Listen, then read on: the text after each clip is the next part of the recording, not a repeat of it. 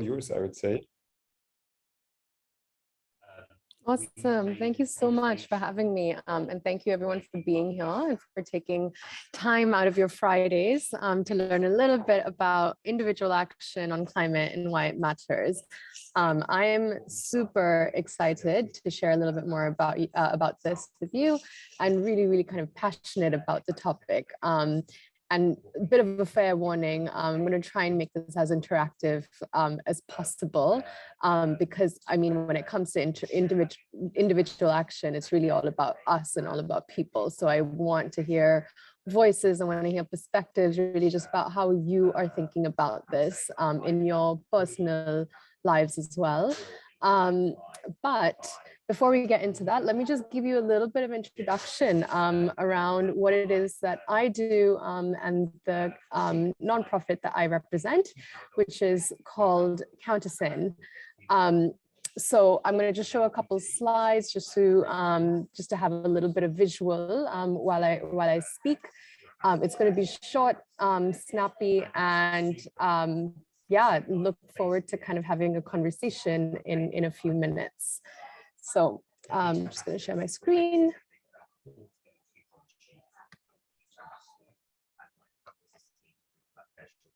Oops. Let's do that. Right, can everyone see? Yeah, I feel something up. Great. So Countersin, what are we all about?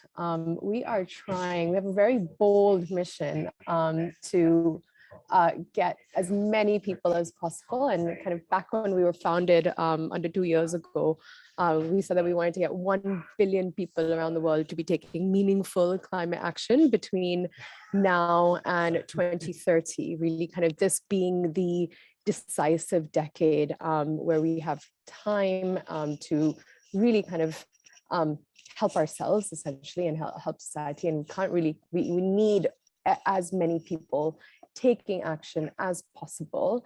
Not just that, it's really about individuals taking action, but then also encouraging businesses to step up, governments to step up as well.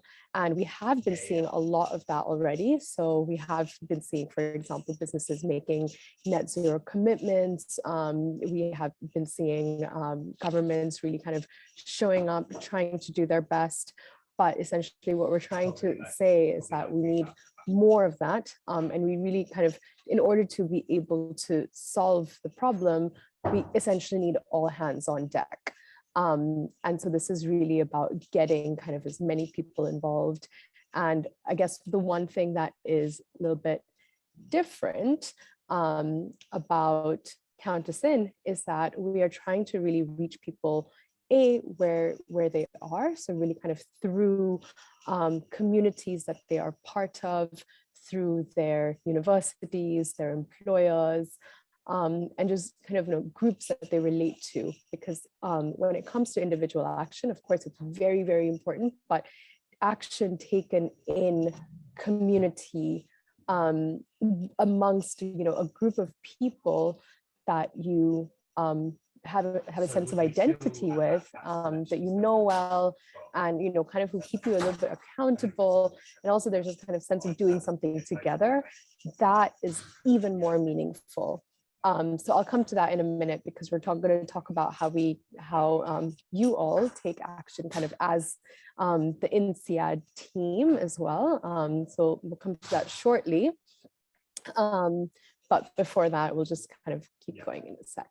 So Countersin is really kind of about three kind of, our main messages are three things. So it's first, protect what you love. So it has to be kind of about you as the individual. It has to be about, what is it that, in order to make kind of climate kind of feel real as well as tangible to each individual, it's about kind of talking about what is it that we are after, what is the big prize here for you and for me. And so, for me, it might be, so I'm from Mumbai, and for me, it's really for protecting cities, like the big mega cities, and all kind of our homes and habitats that are kind of that millions and millions of people as well as species live in. protecting that. We are in Bombay, we see kind of just more and more floods and kind of just extreme weather increasing year by year. And I'm really kind of passionate about kind of thinking about the built environment and how we protect that. Not just that, I mean, I live in London now, and I care a lot about kind of my my immediate surroundings as well. So thinking about how I travel on a day-to-day basis, and thinking about transport and mobility, and having kind of better quality air, for example, that I'm breathing, living in a big city.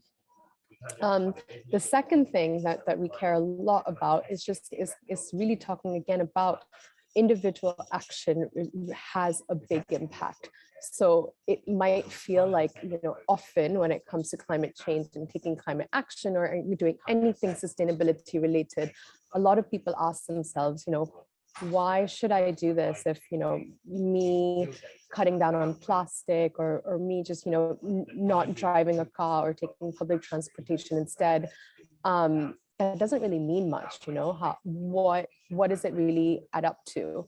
Or it's really kind of, it feels like a drop in the ocean, because ultimately we need like that to be happening at like a mass scale level. So what we're trying to do at Countess-In is show that individual action matters, and that every step counts. Different people have different entry points, and that's what it's all about. It's about really meeting people where they're at and encouraging people to take action. And it might look different for you versus me versus someone else, but it all ultimately matters and it counts. And so when I talk about counting, that really brings me to the third bit, which is about adding up to something bigger. So on the Countess-In platform and website, which we'll go through in a moment, there's something called the aggregator. So when a person takes a step on Countess-In, you can see kind of the impact that you're having as an individual by taking a certain step. But not only that, you can see kind of the impact that you're having amongst hundreds of thousands of other people. And that's really what we're trying to show. We're trying to show that like there are numbers that are really backing up that what you do, again, it matters, and that by taking action, you are adding up to something bigger. And so if you try and do something new today, great. If it works, that's fine. If it doesn't, that's also fine. Let's keep going, because we just need to just kind of keep taking action, encouraging others to join, and then seeing it all really add up and tell a super powerful story at the end of the day to leaders, whether they're businesses or governments, and really say like, look, people are trying to make a difference here. It's all about adding up, and we're doing our bit. It's time for others to do their bit too.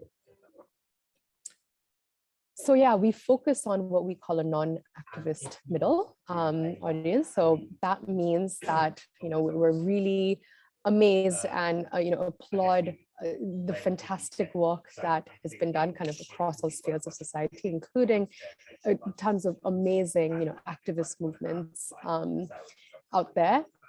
But at the same time, what we're really kind of wanting to push the needle on is this, what we call the movable mass middle.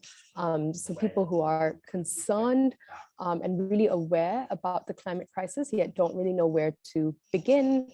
And it's something that might not be their first priority, but they're still really concerned and like want to make a difference, just kind of don't really know where to begin. And other than that, there's also something around, a lot of climate messaging that we see nowadays tends to be quite doom and gloom, quite, talking about, here's the crisis and the worst is to come. And, you see a lot of images of glaciers, and that's all super, super important.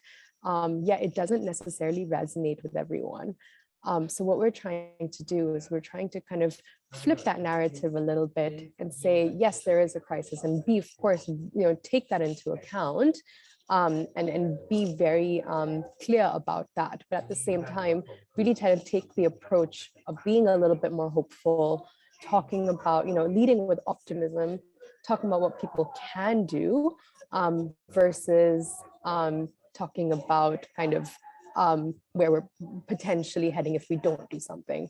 So it's about kind of really kind of being super action oriented, putting our best foot forward and really kind of leading to see the change that we want to see. And just to give you an example, what we do is also we partner with a bunch of different kind of types of organizations. And so our focus at the moment is around culture, sport, as well as business and employee engagement. So it's really, again, about meeting people where they're at through kind of mediums that they're following, combining, for example, the power of sport and climate action, really kind of pushing the message saying, if, for example, your favorite footballers are talking about climate action, and this is something that really matters because ultimately it does affect everyone, then, if you're hearing that message from those influencers or the people that are, again, already in your lives, it's all about that trust. Once again, then people will be more inclined to be a part of that and kind of take action alongside. And similarly, you might have seen the film on Netflix late last year called Don't Look Up, with an all-star cast and directed by Adam McKay, which was really kind of this metaphor around the climate crisis. And we, alongside that film, Don't Look Up, we created an action platform that really was like the impact campaign all around the movie, and saying, you know what, if you watched the movie and you were really inspired or driven, or that kind of got you going and wanting to do something, here's an action platform where you can actually, take those steps, be a part of a movement, and try and take action and do the right thing for the planet. And then lastly, we do a lot around business and employee engagement, because employees and people, spend tons of time per day, per week with their employers. And also employers are like a very trusted relationship in people's lives. And so how do we make sure that employers are sending the right messages to their employees, especially because many organizations have joined the Race to Zero, have made organizational commitments. It's like, it's not just something that sits at kind of the organizational or strategic level, but how do you kind of get everyone involved and active, and again, just talking about this message about all hands on deck.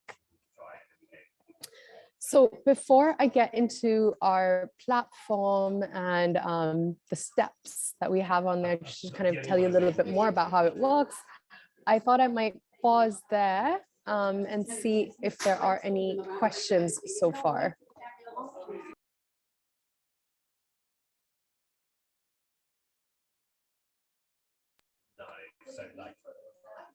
All right. I think most of the question goes to what we can do, but I guess that's what you're going into now. That's right. Great. Okay, well, then let me get right into it then. Here we go. So our platform, countersin.org, we have 16 steps on the platform, and we have chosen those 16 steps thanks to a bunch of research that we've done alongside the UN Environmental Program and many others. And we've narrowed down on 16 steps that really cut down carbon to a significant degree. And not just that, we've based it on 3 things. So first, impact. Can it drive, of course, the first question is just like, can it drive a major reduction in carbon pollution? Can we measure it, right? The second is influence. Will it make politicians and businesses pay attention? And third, is it something that everyone can get involved in? It's all about kind of access and inclusion. And those are the kind of like what we think is really important, because again, if we're trying to get this mass middle audience to take action, and also reach as many people as possible, and also to kind of tell that really powerful story, it has to kind of meet those 3 criterias. And the last thing I'll say is also in terms of our steps, we've added a few steps that that are a lot more around influence. So you'll see there are some actions that have a lot to do with voice, because again, when it comes to solving the climate crisis and also taking action, there's, I think, a key driver is just having a conversation about it, whether you are at work, whether you're at university, whether you're just talking to friends or your family, because the more and more we talk about climate and the topic and the issue at hand, the more we can do something about it, and kind of keep learning from one another and keep that interaction going. So here are our 16 steps. I'll just pause for a second just so you could see them. You'll see that there's a lot happening when it comes to food, so how we consume, also a lot around energy, a lot around transport and voice. And then there's also something around how we use our money, and kind of the power of our wallets. So greening your money is another step. And then also wearing clothes to last, because there's something about, having just this the system that we are part of being kind of not sustainable, as many of you know. So wearing clothes to last, but then also repairing and reusing what we already have, right? Great. So those are the 16 steps. And I really quickly wanted to guide you through how you can take a step. We have created a page that is dedicated to the INSEAD Climate Run group on our platform. I'll show you that in a moment. But before we get there, the first thing you'd need to do is create an account on countersin.org. Choose a step when you are on the INSEAD page that really resonates with you, that feels like something that is something you can get involved in, or you want to challenge yourself to do, but something that that feels like something that is relevant, right, to you. We ask everyone to take a step and commit to it for 2 months, or rather not commit to it, but really just try it out for 2 months. And then after 2 months, come back to the platform and confirm your steps. So how did you do? Did that step, were you able to accomplish it? Were you able to really knock it out of the park? Fantastic. If not, again, just say that. And if you're somewhere in the middle, you can also report it that way. And that number and that kind of self-reporting is what really helps us to calculate our impact at the end of the day. So what we're really enabling here, or trying to kind of get to, is lasting behavior change. Because it's not just about saying that you're going to try and do something.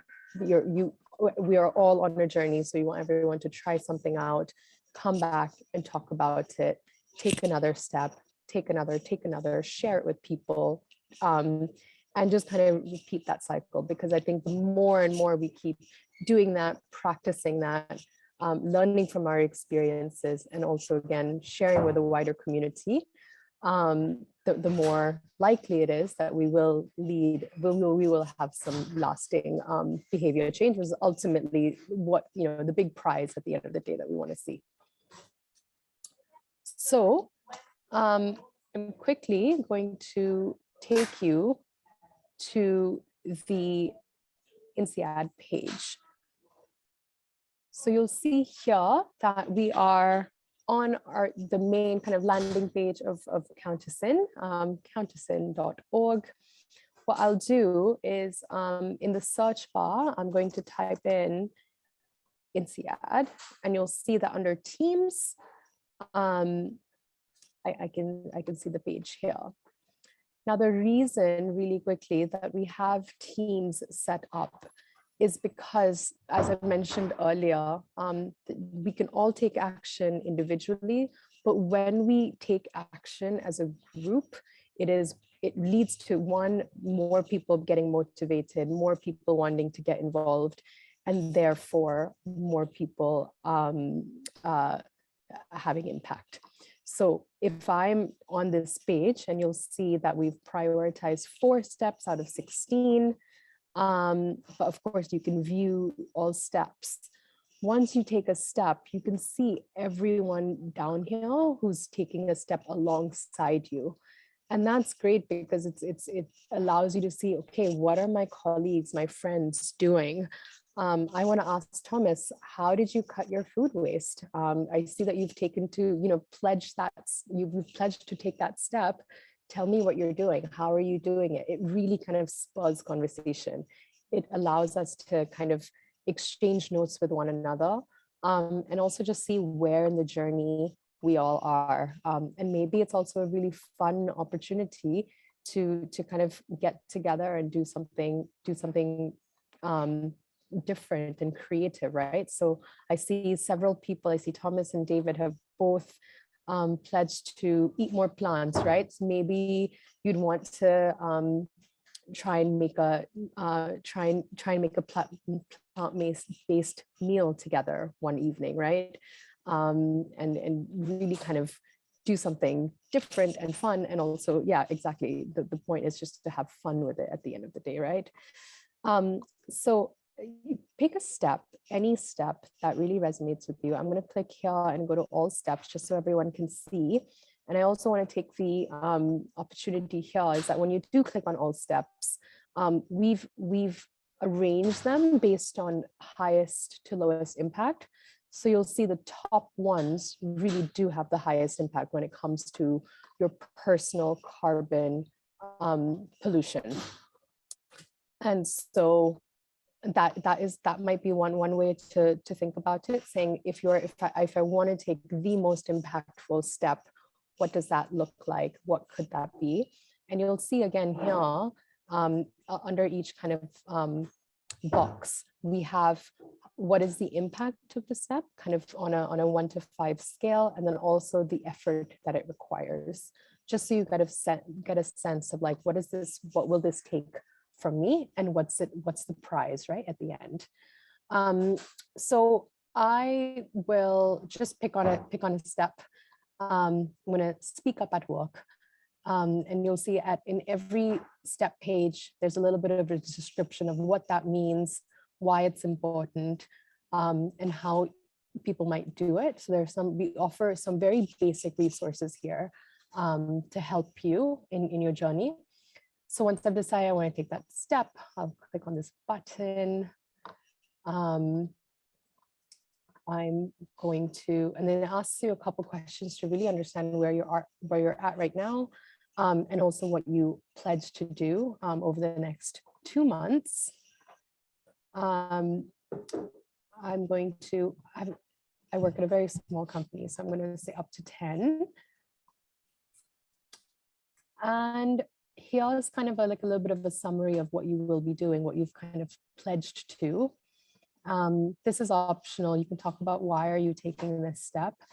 And here's the most important thing just to kind of keep in mind is that when you are taking your step, make sure that you see this at the bottom of your page saying your step will be counted as part of the INSEAD Climate Run team, because you do want that to show up at the bottom of the page afterwards. And then you will tick the box and going to count me in. And once again, a reminder that if you want to take a step, please do create an account first. So it's either going to prompt you to create an account if you haven't already, or you can log in. I won't log in for now, but I just wanted to kind of show you that demo so you can see the step-by-step process. All right, so I'm going to, again, just pause there, see if you have any questions, if all of that made sense. And I'm going to stop sharing screen now. And yeah, the floor is yours.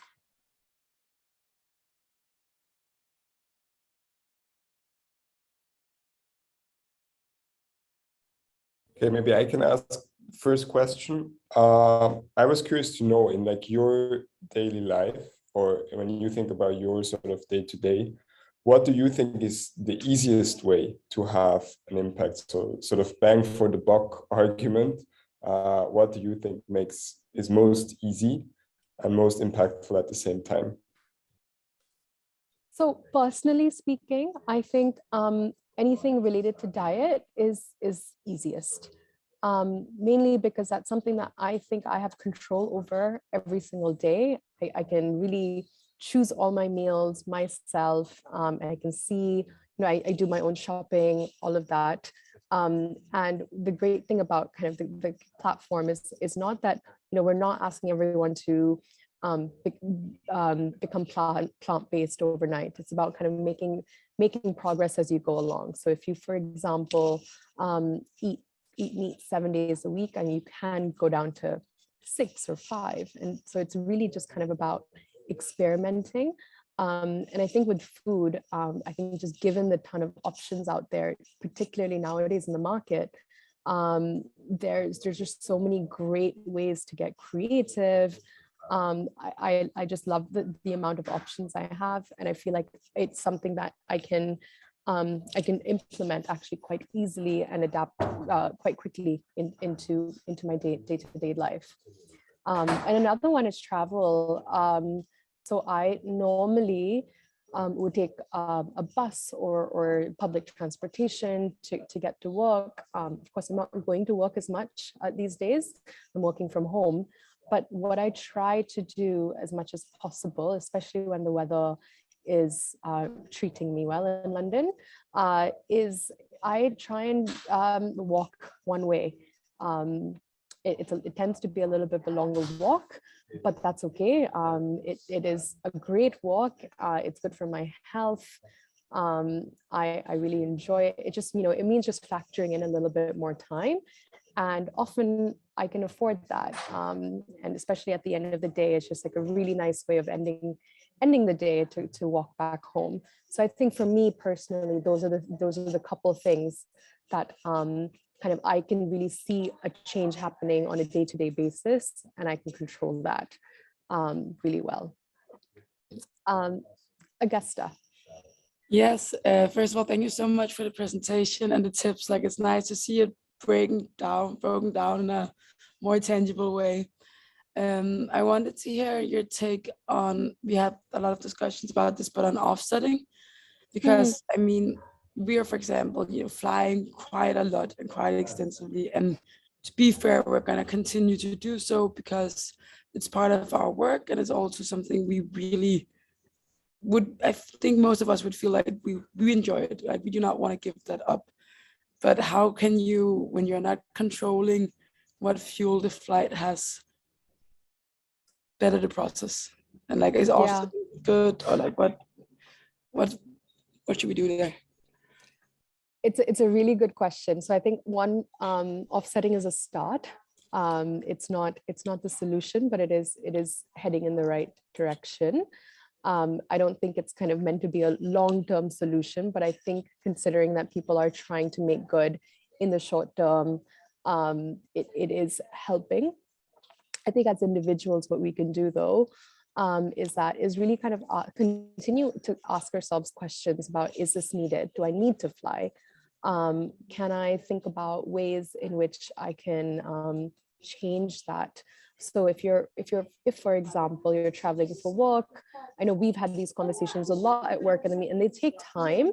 And I think that's okay, right? I mean, a lot of these things do take time.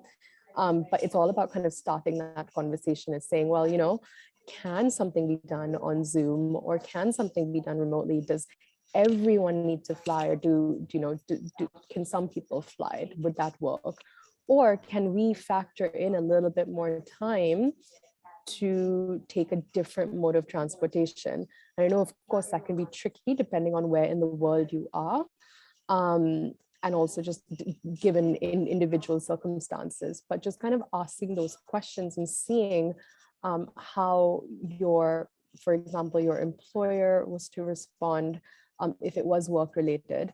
I think some really awesome examples that I've seen lately is that especially when it comes to holidays, I've seen a few examples of employers having schemes where they give their employees more days off or more time off if they're not flying. So if for example, you're taking, if you're going from London to, let's say Kern, and you can, there are some employers that will give you more time off if you are taking the train to do that journey instead of flying, which I think is fantastic. And so, I mean, I think, again, the more and more we can share these stories and share about like what else are we hearing and seeing from our friends, from our colleagues, and just reading about, the more kind of it becomes normalized, and like we can have an open conversation about it. So I think those are like kind of my few takes on it. So I think offsetting is not the long-term solution, but it is a start. And if you can do it, do it. If you have to travel, you have to travel. Like I know for me, myself, like my family's in India. So I mean, I travel is just a part of who I am. And it's not something that's going to stop. But I think another thing is when I do travel nowadays, especially when it comes to long-term flights, I try long haul flights. I try and stay longer. And nowadays, you know, I can afford that a lot more. Remote working is a lot more possible, and a lot more people are doing it. So instead of maybe flying to India for a week or 10 days, I'll stay for 3 weeks. And it's great because I have the support to do that as well. And that's super nice. Like I really like your like bringing up the scheme where you actually get a day off to do the travel, because I think that sort of time thing is also a big component. So for sure, something if I could suggest my company to do it, I would take that. Yeah, yeah. Super cool. Thank you.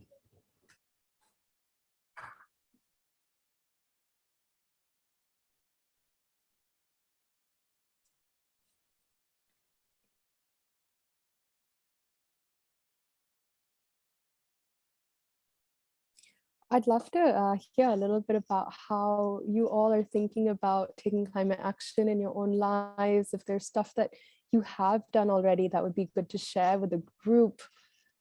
Stuff that you're actually, one of the biggest thing is just like, what are the questions that you're struggling with, or what are the steps that you might be struggling with?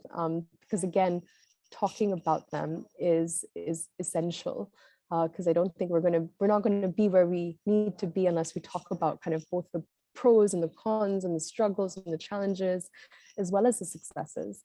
So I feel like this is a really good space to do that. If anyone feels like they have an example to share that they'd like to bring up.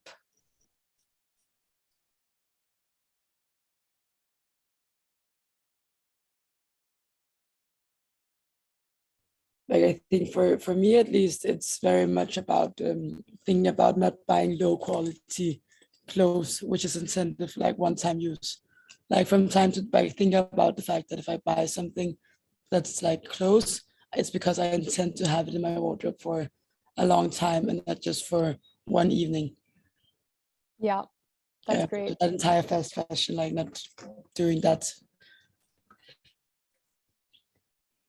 For me, it's about switching off lights, for example. Yeah. Like super basic, what your parents tell you when you grew up before, let's say, climate action was cool. People already did that. Yeah. It's such an easy measure. Just every time you leave the house, switch off the light, or switch off the heating when you're not at home. Okay, in Singapore, more like AC. AC. To be honest, this is like this is where it gets difficult, because this is where life quality would actually suffer. So I have to admit, I keep my AC running when I'm at school, because otherwise when I come home, I don't want to like enter my room. And I know it's not ideal from an energy perspective, but I try to do it at least with lights and stuff like that.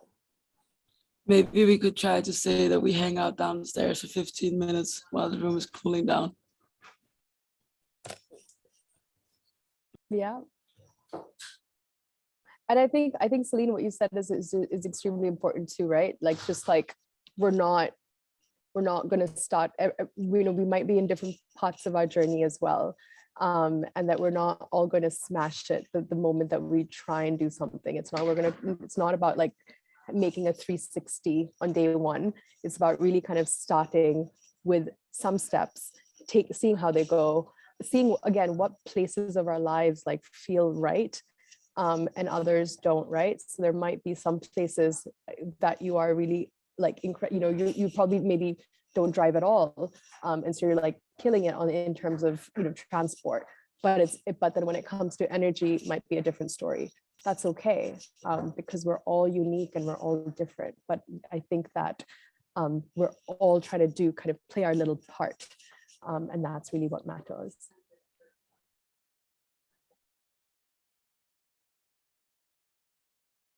How about others? Or any other questions?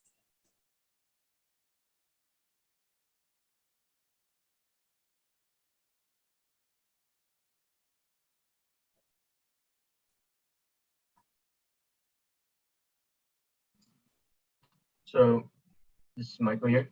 So I just have a quick question. It's not about, so going back to your previous point about utilizing these influencers as a mean of attracting sort of attention to the cause. So I'm just wondering, from sort of the data you collected or from sort of the interaction you have with people, are these sort of the main reasons they start to commit to these actions, and do you see a sort of an uptick in interaction or conversion rates of when you interact with people and they want to, you know, commit more action to it? Yeah, you know, it's really about having the recognition. So if, for example, there was someone that you follow, whether it's, you know, on the news or on social media, or just, you know, a company that you care a lot about, they tend to have more kind of results and impact, rather than kind of me showing up as Countess and is like this brand new organization that like no one really knows about. So like, you know, building that brand recognition, that trust takes time. And I think given that we're in a time where, you know, time is actually of the essence, how do we communicate our message through people who are already active, who kind of already have a voice that people know, who people follow, and we know that leads to tons and tons of impact. So I think, you know, the moment that we had Leonardo DiCaprio tweeting about an impact campaign on climate, pointing people to a platform that is just so awesome, because he has 3 million followers, maybe, right, on Instagram, versus other people and organizations and so on that have a smaller following. So yeah, definitely leads to a lot, and it's good also just to see like that there's passionate people who are kind of with us on the journey. Thank you. Sure. How about you, Joanna? Hi, my question is probably more so about getting to know you and your journey and carving out your career into something that, you know, built sustainability for the planet. So many of us here are probably at early stage of a career. I was wondering, from your experiences, at what point were you trying to reconcile your purpose versus your professional life? And, you know, obviously different, as you said earlier, everyone's on a different part of their journey. You know, and also within sustainability, there are different functions within the value chain that can make this kind of change. So yeah, I just want to hear a bit more about you.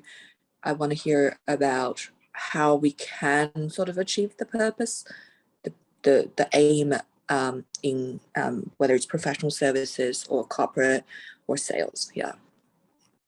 Thanks for that question. Don't get it very often, so I'm gonna be thinking while talking. So I did my first job ever was a corporate job, right out of university, and learned a lot, did a lot, but it was missing like an impact element that felt really important to me, and also something that kind of it wasn't kind of looking at kind of the global lens and thinking about where the world is heading. And so I felt like I needed a little bit of a switch. I decided to go and pursue my master's at that point, studied environment and sustainable development.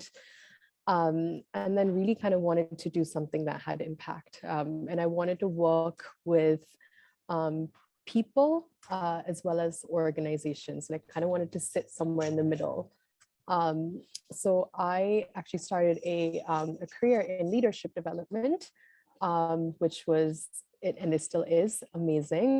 And I still kind of feel super tied to that. And I think when we talk about climate action, it's all about leadership development and action, right? So it's all about how we as individuals can be our best selves, show up in a way that we are kind of really being leaders in our own individual lives and having as much of a powerful and positive impact in our sphere of influence. So even though over the last maybe 4 or 5 years, I worked a lot with organizations, with various systems, like bringing people together, the core of it is how are we kind of leading ourselves, and what is it in order for to see any kind of change in the world, it really starts with ourselves, and that's something I strongly believe in. And it feels like I'm just doing that in a different way in climate action at the moment.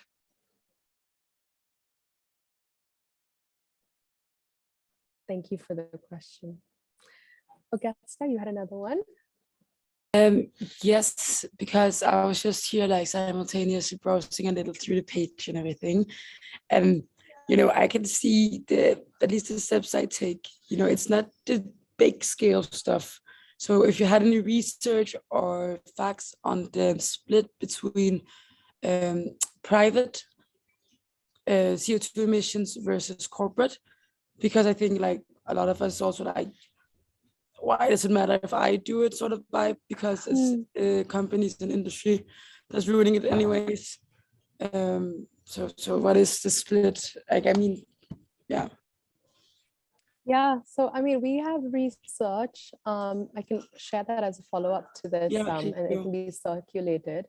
We have research that shows that if individuals take meaningful climate on action, it can really lead to somewhere between 20 to 30% reduction in carbon pollution. And the reason also that we chose the 1 billion number is that again, research showed that if 1 billion people take, especially from G20 countries, so countries that are kind of on the, who tend to be living more developed and kind of high polluting lifestyles, if 1 billion people took meaningful climate action, we would be in a much better place in 2030 than we are today. It's not to say or take away from a lot of what businesses need to do as well as governments, but it's more of like a yes and kind of argument, saying businesses need to take action, governments need to take action, but also individuals have a role to play. And so we want people to feel really empowered to know that what they do matters, and that we can kind of make a difference. And again, we're not, essentially a drop in the ocean, and that we are kind of really powerful in our actions. So that's essentially kind of the story that we're trying to share. Is like everyone can and should get involved. Okay, it makes sense. Thank you so much. It would be great if you shared that, like the research afterwards. I think a lot of us really speak well to facts. To numbers. I get it. Yeah, sure.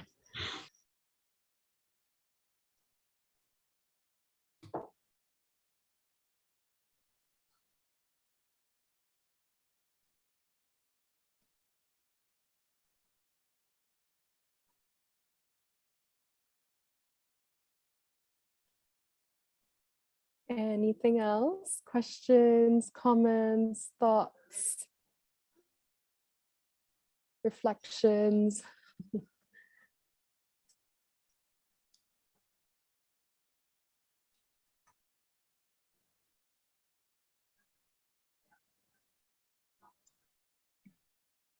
So I'm taking over from Thomas as moderator. So any more questions from the field? Anyone has any sort of reflections? For me, it's super refreshing to learn that, you know, about sort of little things we can do to help, and sort of we don't have to commit everything we have, right? We can commit certain actions, maybe from traveling, from food. It's this bit parts in our daily lives that we can commit to that can make a massive change. So that's very refreshing. And yeah, everyone, just if you have time, go sign up for Count Us In and just take the first step, and hopefully many steps to come. So thank you so much for your time today. Thank you for taking the time to talk to us. And yeah, I think on behalf of everyone, I have to say we learned a lot. Thank you. Great. Thanks a lot. You're welcome. I just posted the team page link once again. So my encouragement is that, I mean, we're ending early. Do take some time to explore the page, take your first step, and see how it goes. Good luck on the climate run. Thank you.